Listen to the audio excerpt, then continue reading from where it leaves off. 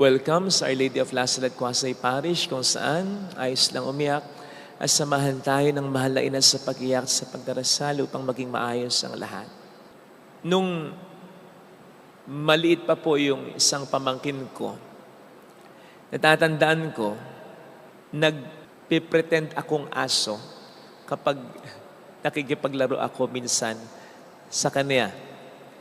Nagko-crawl ako, matahol ako, winiwiggle ko yung lower body ko. Ginagawa ko rin ito kapag gusto ko siyang takutin o kaya kapag gusto ko siyang lokohin. Halimbawa, kapag may kinakain siya, gusto ko, ayaw kong bigyan. Magpipretend akong aso. Tapos parang manghihingi sa kanya na parang aso. Doon niya lang ako bibigyan. Nag-work naman, kaya lang not all the time. Mas maraming beses yung hindi ko siya natatakot. Mas madalas yung hindi ko siya naloloko. Yun bang tititig lang siyang sa akin ganon, mawawala ng kibo, pero tatalikod na lang din. Na para bang sinasabi sa akin, hindi mo ko maloloko, tito. Kasi alam niyang nagpe-pretend lang ako na aso. Umaarte lang ako, ginagawa ko lang yung ginagawa ng aso. Pero hindi talaga ako aso. Alam kasi ng pamangkin ko, kahit bata pa lang siya, ang pagkakaiba ng tao at ng tunay na aso. So, bakit ko ito sinasabi sa inyo as an intro? Kasi po pwedeng mangyari sa atin ito na magpanggap lang tayo bilang mga Kristiyano. Pero sa totohanan, hindi talaga tayo Kristiyano. Yung gawin lang natin, yung ginagawa ng isang Kristiyano, pero hindi talaga tayo Kristiyano. Ay nako, hindi po natin maloloko, lalong-lalo na ang ating Panginoong Jesucristo sapagkat alam na alam niya ang pagkakaiba ng tunay na Kristiyano at ng nagpapanggap lamang na Kristiyano. Ang tunay na Kristiyano po kasi ay yung nabubuhay sa kanyang buhay si Kristo. So much so, sabi ni San Pablo, hindi na tayo ang nabubuhay sa sarili natin, kundi si Kristo na. Ang values niya ay nagiging values natin. Ang mahalaga sa Kanya ay nagiging mahalaga na para sa atin. Ang nakakaduwal para sa Kanya, ang kasalanan, ay nakakaduwal na rin para sa atin. Ito yung sinasabi ni Jesus kay Nicodemus sa ating gospel reading. Kailangan tayong lahat ay ipanganak sa tubig at spirito. Kailangan tayong lahat ay magbagong buhay. Yung buhay na hindi na karnal, yung buhay na hindi na pang sarili lang, yung hindi na selfish, kundi yung buhay na ni Kristo sa ating buhay. Madalas iniisip natin, ang pagbabagong buhay ay para lamang sa mga gumagawa ng masama. Yes, pero hindi lang para sa kanila. Applicable yan. Ang pagbabagong buhay ay kahit na sa mga gumagawa rin ng mabuti, pero hindi naman genuine ang paggawa ng mabuti. Take note, ito ay sinabi ni Kristo kay Nicodemo. Kay Nicodemo na sa tingin ng marami dati ay banal na, mabuti na. Pero ano sabi ni Kristo patungkol sa mga Parisayo na tulad ni Nicodemo? Kung ang kabanalan ninyo ay katulad lang ng kabanalan ng mga Parisayo, hindi kayo makapapasok sa kaharian ng Diyos. Sapagkat kulang ang kabanalan na yon. Maganda yung mga ginagawa ng Parisayo, pero kulang yon. Kung hindi bumubukal sa puso ng mga yon. Kung hindi authentic yon. Maganda yung ginagawa nila, pero dapat ito ay tunay na nagmumula sa puso nilang nagmamahal sa akin talaga. If you love me, you will obey my commandments. Ang sabi ni Jesus. Pero hindi ito pag-obey o pagsunod na dahil sa letra lamang ng batas, kundi dahil sa spirito ng batas, na walang iba, kundi dahil sa pagmamahal natin sa Diyos na nagbigay ng batas. Mas linawin pa po natin. Again, notice that, sinabi niya ito kay Nicodemo. Bakit kailangan ma-notice ito? Kasi una, si Nicodemo ay isang Parisayo. Siya ay miyembro ng isang kilalang religious group noon. Pinagpipitaganang religious group noon. So, anong gustong sabihin sa atin dito ng Panginoon? Just because I'm a priest, you are a nun, ikaw ay lay minister, ikaw ay paska, ikaw ay lekkom, or just because lagi ka nagsisimba araw-araw, hindi ibig sabihin noon, Kristiyano ka lang talaga. Anong sabi ng ating Panginoon? Sa Mateo 7:21, sa mga huling araw, maraming magsasabing, Panginoon, Panginoon, ang hindi maliligtas. Kundi yun lamang tumutupad talaga sa utos ng aking Ama. Sa mga araw na iyon, may magsasabi daw sa Kanya, Panginoon, hindi nga po ba't nangaral kami sa iyong pangalan? Nagpalayas kami ng mga demonyo at gumawa kami ng mga kababalaghan. Sabihin daw niya sa mga taong ito na mapagpanggap lang na mabuti pero hindi naman. Hindi ko kayo nakikilala. Lumayo kayo sa akin, kayong mga gumagawa ng kasamaan. So hindi garantiya na tayo Kristiyano dahil lamang nasa simbahan tayo. Ikalawa, si Nicodemo ay maalam sa banal na kasulatan. And so sinasabi sa atin dito na just because we are knowledgeable of the Bible, teachings of the church, pati na yung mga batas sa liturhiya, dapat ganito, dapat ganon, Kristiyano na tayo. Ano ang sabi? Sa James 2:19, kahit ang mga demonyo ay naniniwala sa Diyos. Baka nga mas marami pang nalalaman ang mga demonyo sa atin tungkol sa Diyos. So hindi sapat na mayroon tayong maraming nalalaman kung hindi naman nakikita sa buhay natin ang ating nalalaman. Kung hindi naman tayo sumusunod talaga sa Diyos na ating minamahal. Ikatlo, yung religious experience. Halimbawa si Nicodemo, di ba?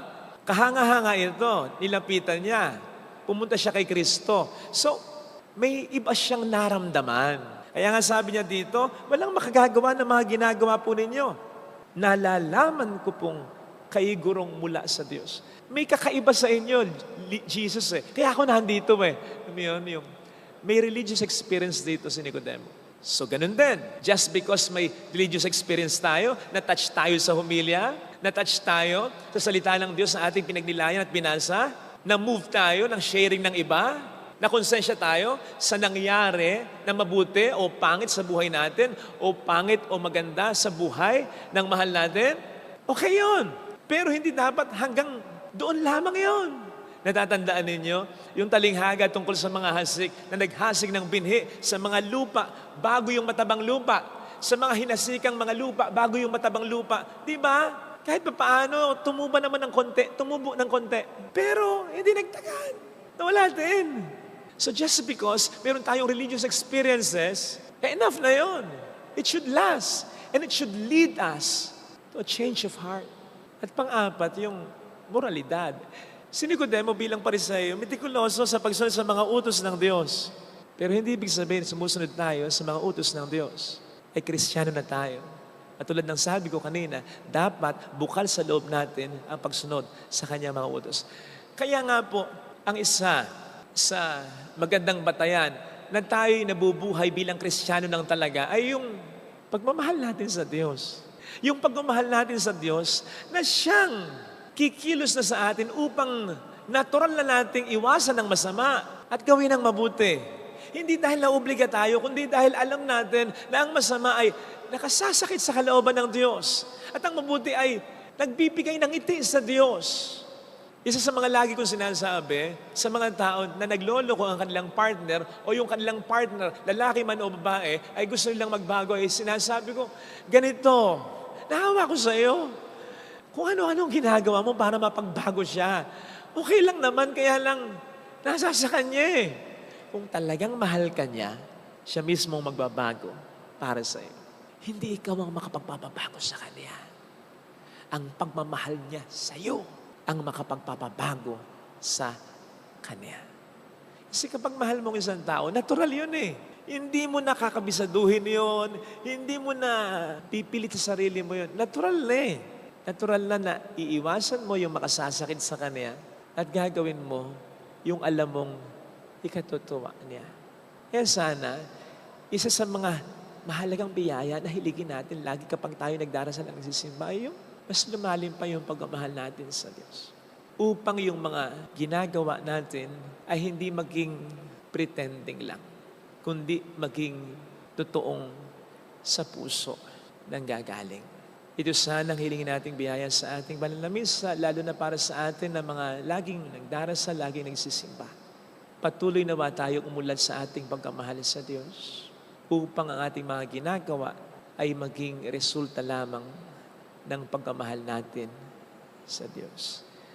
Amen. Lagay natin ang ating kanang kamay sa tapat ng ating puso.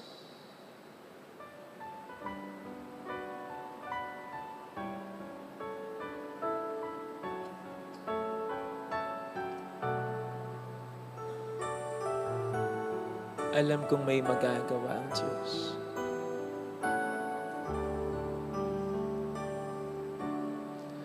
Alam kong may magagawa ang Diyos. Makapangyarihan siya. Alam kong may magagawa ang Diyos. Walang imposible sa Kanya. Kung ako'y magtatapat, sa Kanya'y maglilingkod. Alam kong may magagawa ang Diyos.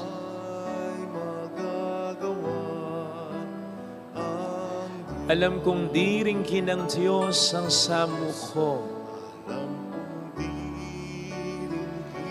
sapagkat mahal niya ako. Alam kong di ringkin ng Diyos ang samuko,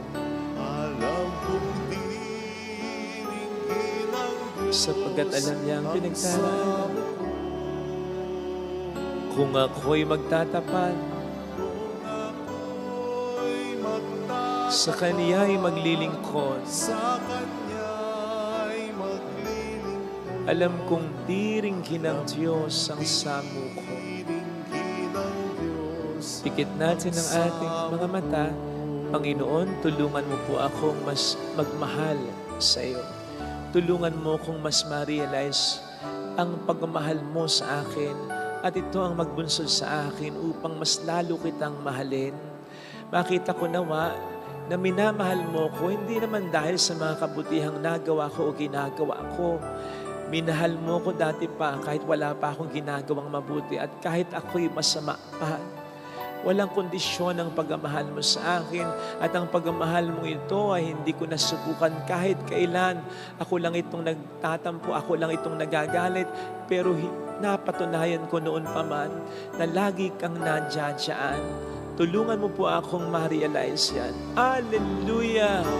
Purihin ang Diyos na hindi nagkukulang. Hallelujah! Papurihan ang Diyos na kahit isang saglit na hindi ka kinalimutan, siya ay muling babalik sa atin.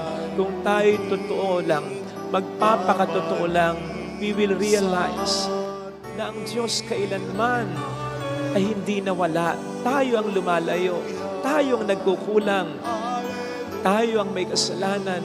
Babalik ang Panginoon upang tayo ay kunin. Tapat siya sa kaniyang mga pangako sa atin. Sabihin mo sa sarili mo, mayroong magandang mangyayari sa iyo kung paniniwalaan mo lang at kung marirealize mo lang kung gaano ka kamahal ng Diyos. At para dito tutugunan mo ng pagmamahal ng Diyos na kulang kung sa totoo lang. Napakalaki ng kanyang pagmamahal. Kaya't yung kulang na pagmahal natin, dapat mas pinag-iigting pa natin yan. Mayroong magandang mangyayari sa iyo. I-claim mong mahal ka ng Diyos. Hindi sa isip, ha? Appreciate mo sa puso. Ano man ang nagiging mga problema mo, mahal ka ng Diyos. At doon magsisimula ang pagbabago sa buhay mo. Papuri sa Ama at sa Anak sa Espiritu Santo. Kapara na sa unang-una ngayon, magpakailanman at magpa sa walang hanggan. Amen.